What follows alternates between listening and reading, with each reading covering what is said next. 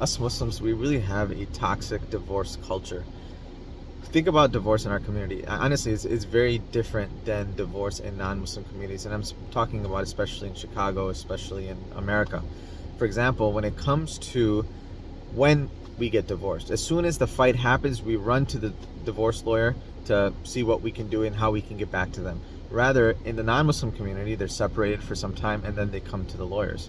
When you have the divorce consultation, you have khandans coming alongside them to support them, but honestly all they're doing is adding fuel to the fire, right? After a divorce is done, or during the divorce, children are used as a pawn to battle the other side. Now you have to pick a side, whether you're on mom's side or dad's side.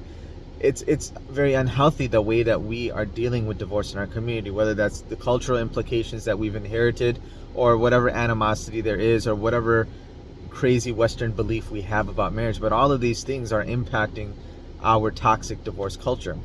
I heard a story from my friend that he knows of a couple that got divorced. Okay, they had a few children, and subhanAllah, the wife's family still sends food to the husband's side. Why? Because they understand that there's children involved in this relationship, that these children have to grow up with a mother and a father, and it doesn't make sense to demonize the other side. And now these two people are living in somewhat harmony. Yes, they're divorced, but they still have a child together. They're still part of the same community. They're still, involved in extracurricular activities.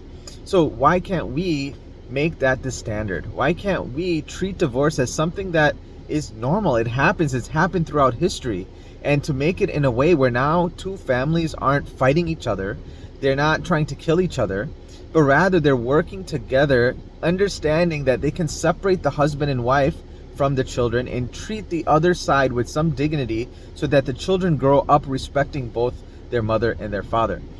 Look, our divorce rate is at 33%. We can't ignore it anymore. We can't say that there's no reason to come to the masjid or to come into these public spaces and talk about divorce because it's going to increase. That's ridiculous. Rather, we as Muslims have a certain way that we are supposed to treat divorce, that we're supposed to handle divorce. We're supposed to do it with kindness. But unfortunately, we are not Muslim when we're going through our divorce. We don't pick Allah's laws. We don't have the character of a Muslim when we divorce. Rather, we're stuck in courts paying people thousands and thousands of dollars to destroy the other person, when in reality, you could just accept that you do not belong together, that you are not compatible, that maybe you've brought children into this world, and now you have a bigger purpose rather than destroying the other person. May Allah protect us. May Allah allow us to make divorce better. May Allah allow us to mature into a civilization, into a society that understands that people may not get together and stay together for 75 years, that people change, people grow, and that divorce is a reality.